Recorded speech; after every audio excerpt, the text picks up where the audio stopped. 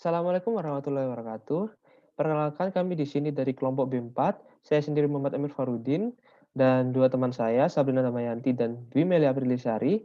Di sini kami akan membahas tentang webinar yang berjudul ECG in Emergency dari Dr. Teoku Istia Muda, Perdan SPJP, webinar medis RS jantung diagram Siloam Hospitals Group.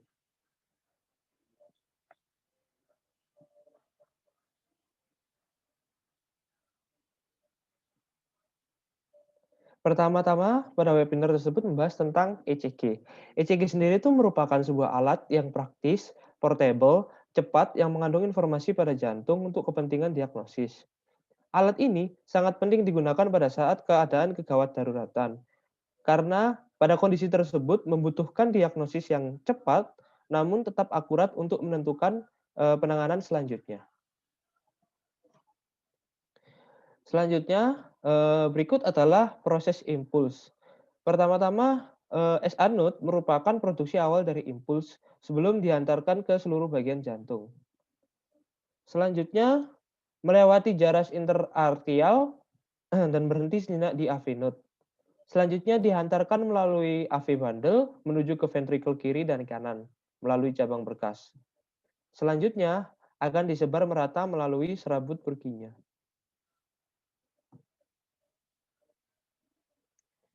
Berikut adalah komponen pada gelombang ECG. Perjalanan aliran listrik impuls digambarkan pada komponen-komponen pada gambar ECG. Saat impuls diproduksi di SA node dan dihantarkan menuju AV node, terjadi depolarisasi atrium yang dilambangkan pada huruf P. Perjalanan menuju AV node dilambangkan interval P hingga Q. Ada nilai normalnya apabila ada pemanjangan dan pemendekan, berarti ada kelainan tersebut.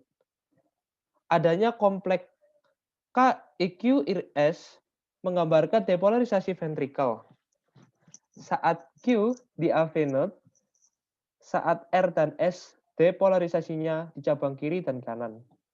Gelombang T menunjukkan repolarisasi ventrikel yang menandakan akan berlanjut ke siklus irama jantung berikutnya. Gelombang P sampai gelombang T merupakan satu siklus.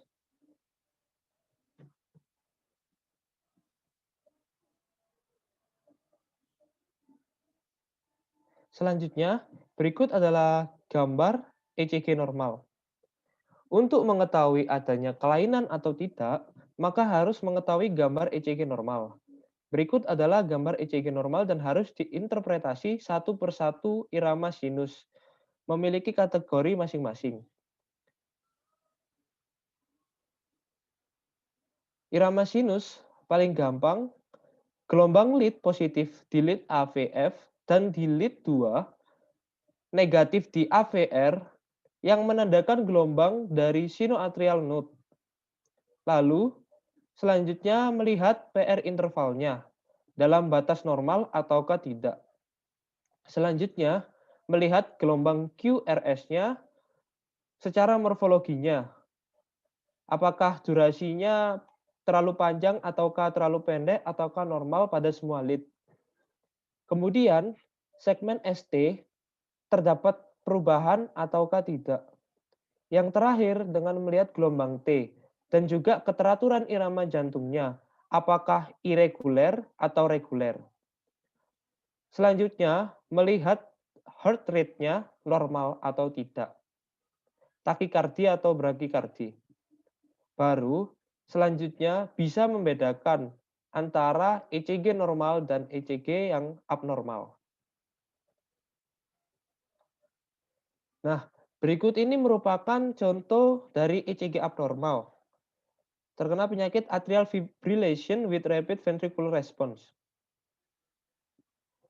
Fibrilasi atrium atau AF, kuncinya ada di irama jantung. Dapat dilihat pada huruf merah, terdapat ketidakteraturan irama pada ventrikelnya. Untuk heart rate rata-ratanya 177. Selanjutnya bisa dilihat dari tulisan yang biru dihantarkan secara abrans. Terus selanjutnya bisa dilihat pada tulisan yang hitam terdapat ST depresi. Walaupun agak sedikit tidak terlihat di sini, mungkin kalau di zoom bisa lebih terlihat dengan jelas. Nah, berikut ini merupakan fibrilasi atrial dengan rapid ventricular response atau heart rate yang cepat. Next. Selanjutnya, ada penyakit atrial flutter. Di sini dapat dilihat dari sinyal yang dihasilkan dari ECG, iramanya masih reguler. Tapi kompleks QRS-nya memiliki durasi yang sangat sempit sekali. Selanjutnya, aktivitas atriumnya juga bisa dilihat dari flutter waves-nya yang ada di sawtooth pattern atau yang bergerigi pada lead 2, lead 3, AVF, V6. Untuk atrial rate-nya dapat diperkirakan 250 hingga 350. Selanjutnya, ada kelainan supraventricular tachycardia. Dapat dilihat untuk detak jantung yang dihasilkan memiliki irama yang cukup teratur. Namun dapat dilihat pada QRS-nya sangat sempit sekali. Serta gelombang P tidak terlihat. Selanjutnya ada penyakit WPW atau Wolff Parkinson White Syndrome. Sindrom preeksitasi di mana adanya jaras tambahan di dalam sistem elektrik jantung yang menimbulkan gangguan irama pada jantung. Sekilas dapat dilihat seperti hampir mirip dengan detak jantung normal, tapi sangat banyak sekali kejanggalan pada sinyal yang dihasilkan. Seperti PR interval pendek di lead 1, 3, dan 6 ada gambaran landai atau yang disebut dengan gelombang delta.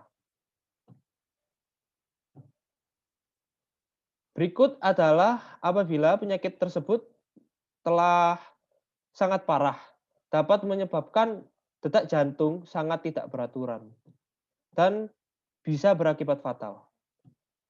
Selanjutnya ada penyakit torsade de Pointes. Dapat dilihat di sini interval PR tidak reguler. Kompleks QRS juga terlihat twisting atau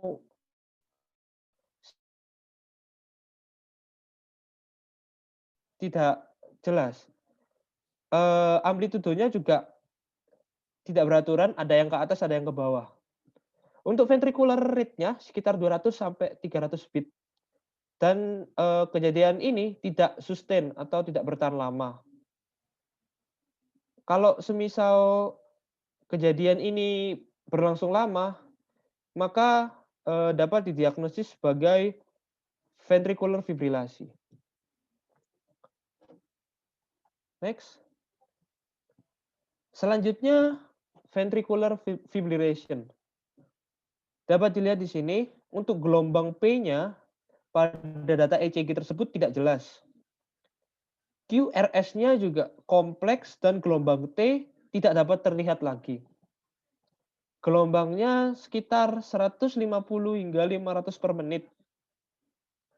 Jika menunjukkan irama seperti itu, hal yang harus dilakukan adalah adanya upaya resusitasi. Dikarenakan kondisi kontraktilitasi jantung sudah sangat kacau. Selanjutnya ada kelainan escape rhythm. Escape rhythm ini merupakan irama kompensasi, tapi terkadang menyebabkan abnormalitas. Dapat dilihat untuk yang atas itu merupakan escape rhythm berjenis junction. Dapat dilihat juga di situ untuk kompleks QRS-nya sempit dan tidak menemukan gelombang P, dikarenakan bukan dihasilkan oleh SAV node, tapi di bawahnya. Untuk hasil yang bawah merupakan ventricular escape rhythm. Dapat dilihat di situ juga lebih lambat daripada yang atas. Tapi QRS-nya cukup lebar karena sinyal yang dihasilkan berasal dari ventricle. Selanjutnya ada kelainan idioventricular escape rhythm. Dapat dilihat untuk heart rate-nya sangat lambat, tidak terdapat gelombang P atau P wave. PR interval juga cukup tidak terlihat. Namun QRS-nya sangat lebar. Untuk pasien yang terkena idioventricular escape rhythm, tentunya kondisi pada pasien tersebut sudah sangat buruk.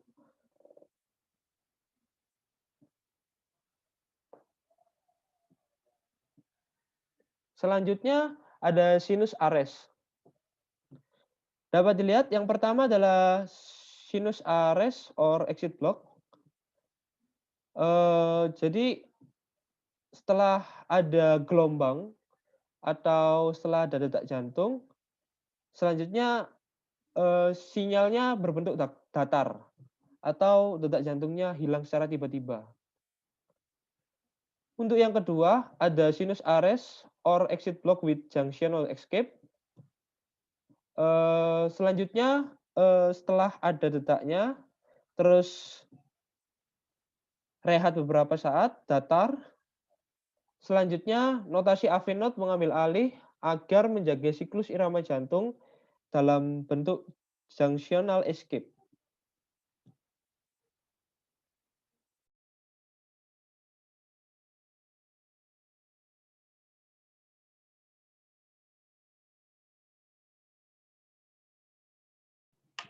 Selanjutnya ada first degree AV block. Ini di sini bisa dilihat dari sinyalnya seperti gambar yang ditunjukkan. Di sini tidak ada simptom dan kasus ringan, tidak mengganggu hemodinamik. Interval P dan R-nya memanjang di atas batas normal 0,2 detik, memanjang dan konstan, tidak menyebabkan irama jantung bradikardi. Selanjutnya ada second degree AV block Mobitz 1 atau biasa disebut dengan Wackenbach phenomenon. Bisa dilihat di grafik. Di sini sinyal ECG-nya seperti yang ditunjukkan oleh gambar. Di sini PR intervalnya memanjang progresif hingga gelombang QRS tidak dihantar sama sekali. Semakin panjang pada setiap bit, ke bit kelima ini tidak dihantarkan QRS, lalu siklusnya akan berulang. Di sini ada second degree AV block Mobitz 2. Grafik ECG-nya dapat dilihat pada gambar. Di sini PR interval bisa memanjang atau normal. Kuncinya beberapa bit terus hilang. High degree AV block memerlukan penanganan karena menimbulkan gejala sinko, pusing, dan hipotensi. Selanjutnya ada third degree AV block atau bisa disebut complete heart block. Di sini gambar ECG-nya dapat dilihat seperti yang ada di PPT. Gelombang P dan gelombang QRS berjalan sendiri-sendiri dengan rate masing-masing. Kompleks QRS-nya lebar karena tidak dihantarkan dari SA node tapi dari ventricle. Di sini dapat dilihat ketidakteraturan hubungan di mana gelombang P dan QRS punya pattern sendiri-sendiri dan tidak ada hubungannya. Semakin besar simptomatiknya atau ada gejala. Di sini dibahas juga pada webinar ini ada kasus-kasus tertentu dari ECG emergensi. Kasus yang pertama, di mana ada seorang laki-laki berusia 40 tahun mengalami gejala sesak nafas, episode sinkop 5 jam sebelum masuk rumah sakit, BP 130 per 110, heart rate-nya 130 kali, auskultasi jantung tidak ada kelainan, dan rongki di basal.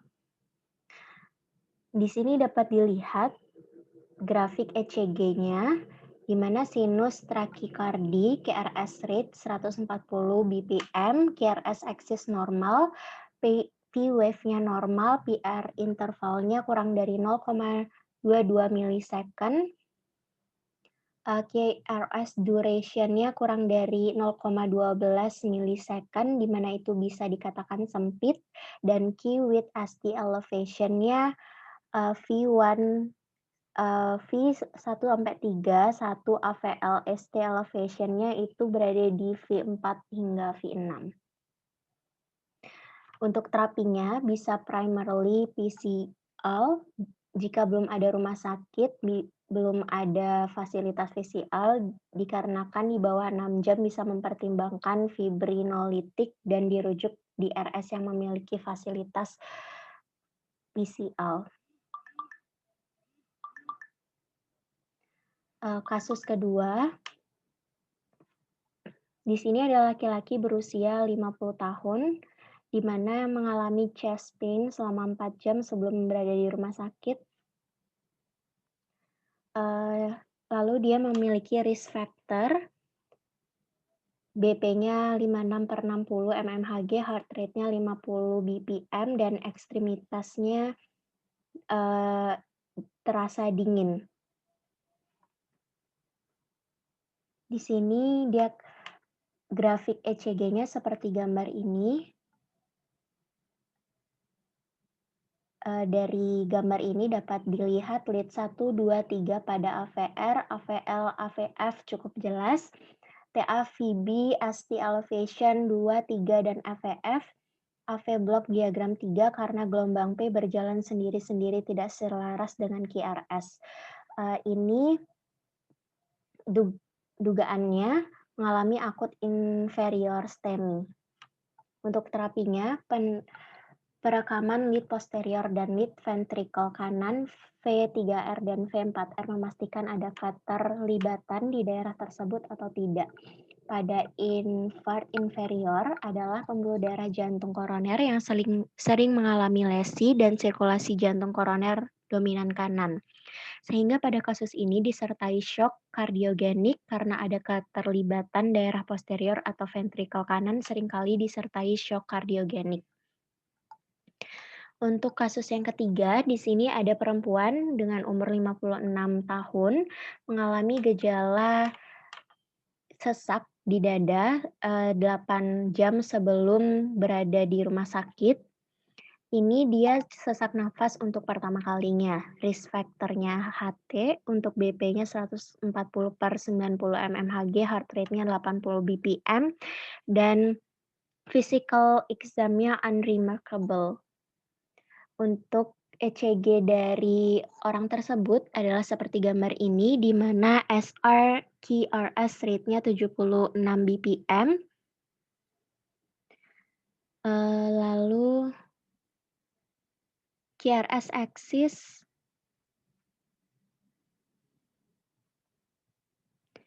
normal, P wave-nya normal, PR in-nya kurang dari 0,20 milisecond, QRS duration-nya 0,04, dan T inf 23 AVF. Untuk kasus yang keempat, di sini ada laki-laki berusia 42 tahun mengalami sakit di dada 4 jam sebelum berada di hospital. Risk factor-nya dia adalah seorang perokok. BP-nya 130/100 mmHg, heart rate-nya 110 bpm, dan physical examination-nya unremarkable. Untuk gambar dari sinyal ECG-nya seperti gambar ini, di mana SR QRS rate-nya 75 bpm, QRS axis normal, P wave normal, PR-nya kurang dari 0,20 milisecond, QRS duration-nya 0,12, ST elevation in AVR, V1 ST depression in 2-3 AVR. Selanjutnya untuk kasus yang kelima, di mana terdapat seorang wanita berusia 60 tahun, cukup tua, mengalami shortness of breath. Dia nafas pendek selama 5 jam sebelum ada di rumah sakit, terus juga mengalami coronary stenting in 2015, risk factor-nya family history, BP-nya 110/85 mmHg, heart rate-nya 80 bpm, dan Rales of Basal. Untuk sinyal ECG-nya dapat dilihat seperti gambar, di mana SR QRS rate-nya 90 bpm, QRS axis normal, Q asti elevation di V1 hingga V6, kedua, ketiga AVF, dan RBBB.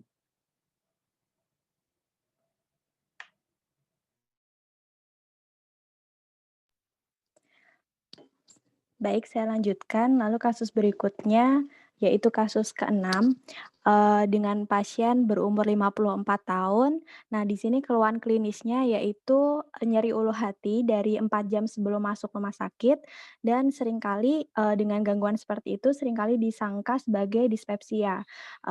Pasien tersebut datang dengan tensi 160/100 mm Hg dengan heart rate-nya 75 kali per menit dan pemeriksaan fisiknya tidak ditemukan kelainan yang berarti. Next.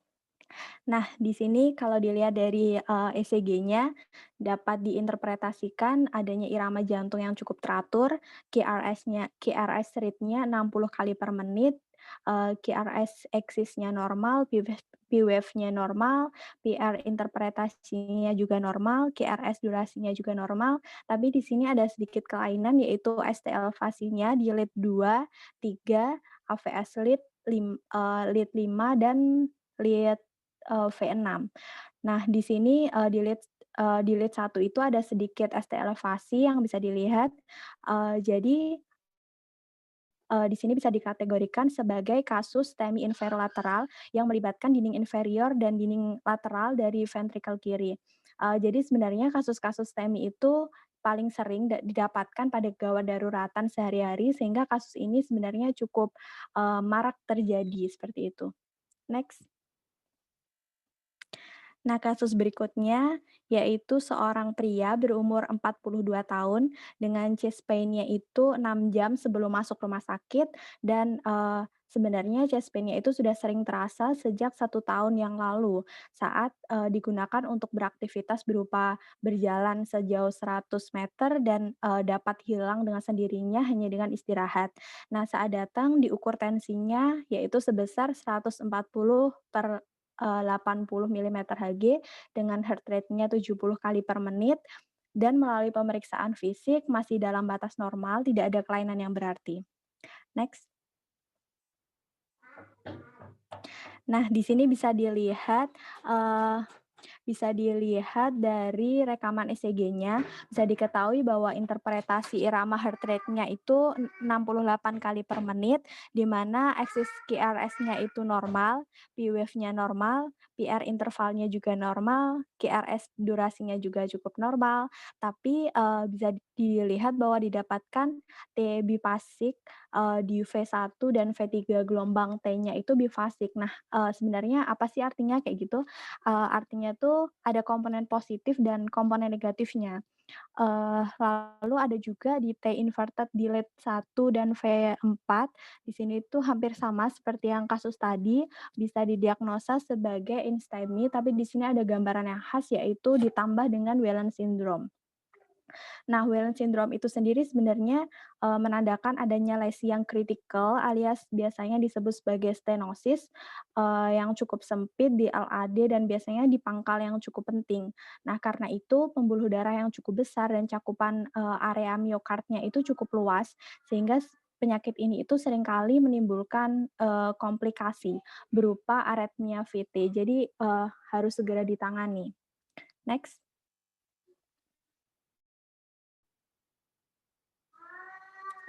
Nah, pada kasus ke-8 ini pasien berumur 62 tahun, seorang laki-laki dengan chest pain-nya yang khas yaitu menjalar ke rahang 3 jam sebelum masuk ke rumah sakit.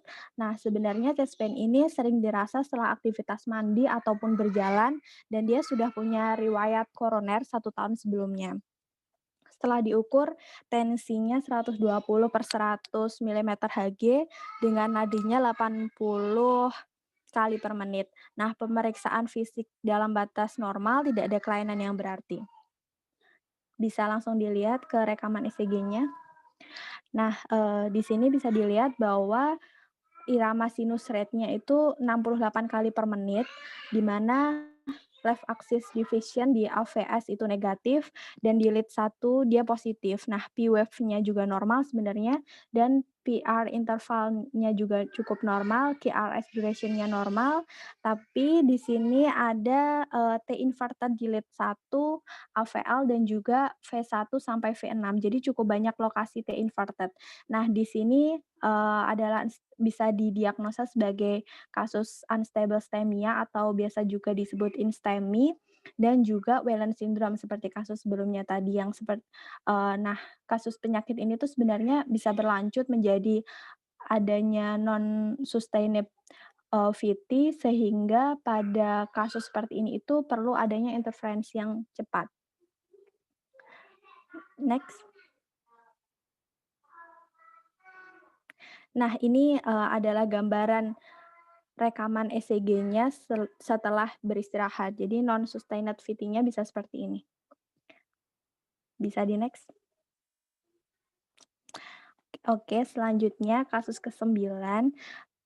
Kasus ini itu sebenarnya biasanya didiagnosa sebagai kasus non-kardiak, tapi ada kelainan di ECG-nya. Nah, karena kasus ini tuh dicontohkan dari seorang pasien berumur 60 tahun dengan gangguan berupa sesak napas saat datang ke UGD dengan odema paru. Nah, pasien ini tuh adalah pasien yang sudah melakukan hemodialisa secara rutin, tapi dia sudah beberapa kali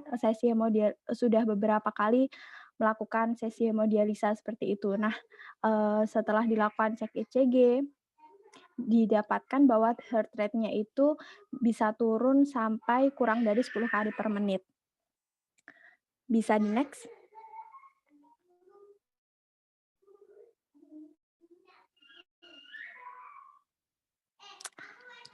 Ya, jadi di sini bisa dilihat bahwa irama jantungnya itu sangat lambat, bisa didiagnosa sebagai brakikardi yang hebat dengan heart rate kurang dari 30 kali per menit, dan di sini itu seolah-olah tidak tampak gelombang P-nya, seperti itu. Nah, jadi, termasuk irama yang junctional atau irama escape. Tapi ternyata, tidak seperti itu, bahwa di sini sebenarnya ada gelombang P-nya, tapi bentuknya sangat flat, gelombang P-nya flattening. Jadi kalau dilihat dari, di V1 dan V3 itu ada gelombang P kecil yang merata dan landai seperti itu. Lalu berikutnya PR interval prolongnya itu memanjang tapi konstan. Jadi bukan AV block derajat 2 atau derajat 3, melainkan dia termasuk derajat 1. Sementara itu QRS-nya juga agak lebar. Nah, di sini gelombang T yang tinggi di V2 dan juga V5. Jadi bisa didiagnosis bahwa kasus pada pasien ini itu adalah hiperkalemia berat dengan kalium sebesar 7,9. Jadi kalau pada hiperkalemi itu gelombang T-nya cukup tinggi di lead V1 sampai V6 dan bisa didapatkan seperti itu rekaman ECG-nya. Bisa di-next. Baik, ini kasus yang ke-10. Kasus berikutnya adalah seorang dengan umur 30 tahun, gangguannya hanya mengantuk saja, lalu hasil rekaman ECG-nya itu, bisa dilihat pada slide berikutnya. Nah, seperti ini gambaran rekaman ECG-nya, bahwa dari interpretasinya ini sebenarnya bisa didiagnosa sebagai penyakit takikardi pada gelombang P-nya itu tidak bisa terlihat di sini, tapi memang, ini kemungkinan sinus takikardinya saja dengan gelombang T-nya itu mepet dengan gelombang T irama sebelumnya, seperti itu. Nah, terus QRS kompleksnya itu agak lebar, yaitu 120, milisecond atau sekitar 3 kotak kecil, dan ada satu pola lagi. R aksen, di lead AVR dan juga sebenarnya, ada satu lagi kalau dihitung di QRS interval HT-nya itu memanjang jadi prolong HT yang nilai normalnya itu di atas 450. Jadi ini kasus ini tuh biasa disebut sebagai poisoning suatu tricyclic antidepresan atau sodium channel blocking agen yang lain. Next. Nah, ini ada beberapa contoh dari sodium channel blocking agen di mana, eee, yang paling sering itu ada tricyclic antidepresan, eee, atau kokain atau quinine, flecainide atau juga quinine, base anti malaria atau chloroquine dan propanol maksud saya. Nah, chloroquine ini tuh belakangan ini juga digunakan untuk penanganan COVID, jadi perlu juga diwaspadai karena chloroquine ini, sifatnya aritmogenik pada beberapa kasus, yaitu dapat menyebabkan aritmia walaupun tidak pada semua kasus ya. Namun yang harus diperhatikan adalah kadang terjadi pemajangan HT yang dapat menyebabkan aritmia, sehingga harus dipantau dosis dan cara pemberian chloroquine itu yang tepat pada penderita, COVID, seperti itu. Jadi itu penting untuk pemantauan ECG pada pandemi seperti ini. Next. Nah, ini kasus yang terakhir, yaitu seorang pasien berumur 40 tahun dengan sinkop atau pingsan. Jadi, di sini cukup menarik, bisa dilihat dari rekaman ECG-nya di slide berikutnya. Ya, baik. Bisa dilihat bahwa gambaran, nya itu seperti RBBB di V1 dan V2 dan ada juga ST elevasi di J point, setelah 0,04 mili setelah gelombang S. Nah, di sini ST elevasinya itu lebih dari 2 mili dengan bentuk COV. Nah, V1 dan V2-nya itu diiringi dengan T inverted, yang bisa kita lihat ke V1 dan V2. Gambarannya seperti itu, ada ST elevasi pada petunjuk COV yang ada, sloping dari Y point. Nah, ini tuh cukup khas karena kasus ini cukup banyak terjadi sebenarnya. Jadi kasusnya ini, bisa disebut sebagai sindrom Brugada. Nah, sindrom ini tuh seringkali, miss saat medical check up karena kadang pasiennya itu merasa tidak ada gejala seperti itu, sehingga sering disebut sebagai ECG-nya tuh normal, padahal sindrom ini tuh ada 3 tipe. Nah, tipe-tipe yang cukup penting diketahui karena, bisa menyebabkan gangguan irama jantung berupa VT yang dapat diakibatkan oleh stres fisik dan juga psikis. Sindrom ini itu bisa disebabkan oleh kelainan genetik. Nah, biasanya itu juga memunculkan gejala, yang tidak berarti tapi bisa menyebabkan penderitanya mengalami henti jantung secara mendadak atau irama jantung secara tidak teratur. Jadi biasanya jantungnya itu tidak bisa memompa darah ke seluruh tubuh secara optimal, seperti itu. Next.